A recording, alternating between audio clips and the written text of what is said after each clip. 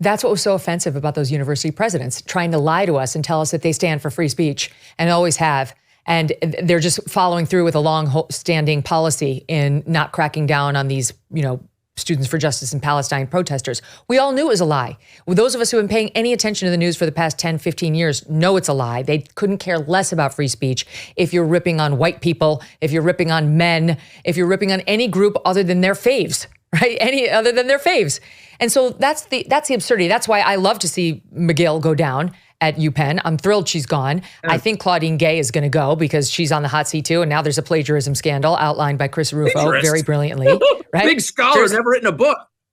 Don't you love that she stole from Carol Swain too? Everybody loves Carol Swain, including Claudine Gay.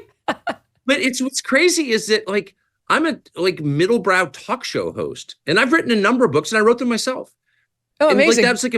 That's like a basic prerequisite. And she's a scholar running the most prestigious research university in the world. And she's literally never written a single book. How does she get that job? Maybe we should just again apply universal standards. And if you're not allowed to hassle people for their religion or ethnicity, you're not allowed to hassle anybody for his or her religion or ethnicity. Try to be an evangelical Christian leading a march for traditional marriage. Try to be, and I'll say something unpopular, try to be a Scientologist leading a march against psychiatric medication, which is what Scientologists believe. That's a totally fair position. I may or may not agree. It doesn't matter. They have a right to have that view. They'd be shut down in a second and no one would defend either one of those. So I'm just sick of it. I'm sick of it. And the idea of whoa, we need special protection. No special protections for anybody. If you're an American citizen, same protections that every other American citizen has. And that's why this is a great country. It's the only reason it's a great country, actually. It's the only reason. You take that away and we're done. But here's the annoying thing. So Claudine Gay, let's say she goes from Harvard and McGill's gone from Penn, and maybe we'll get the Stanford person and maybe we'll get some other university. We'll see.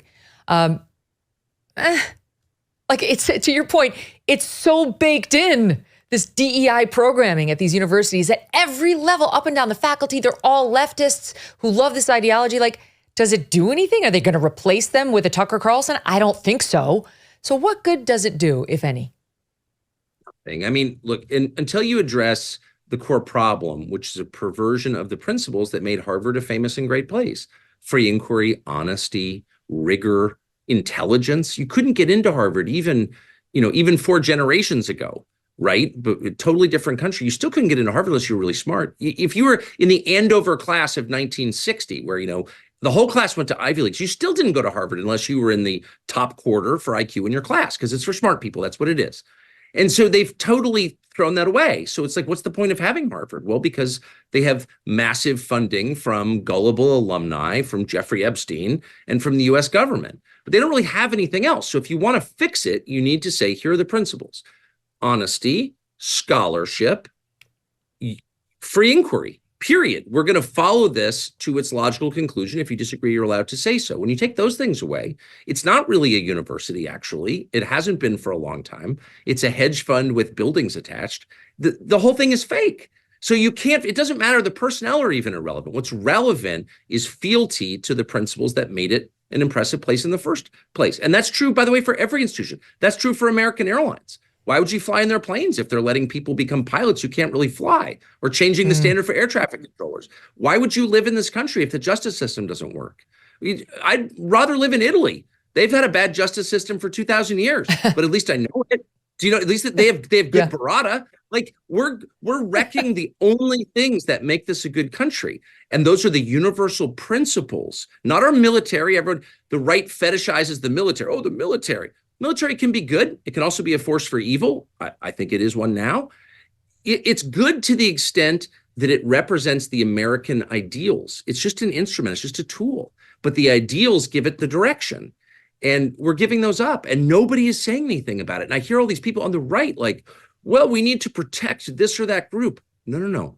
We need to protect the country by protecting all Americans. That's the answer. And just to be clear, when you say you think the military is a force for evil right now, you don't mean the rank and file. You mean the leadership.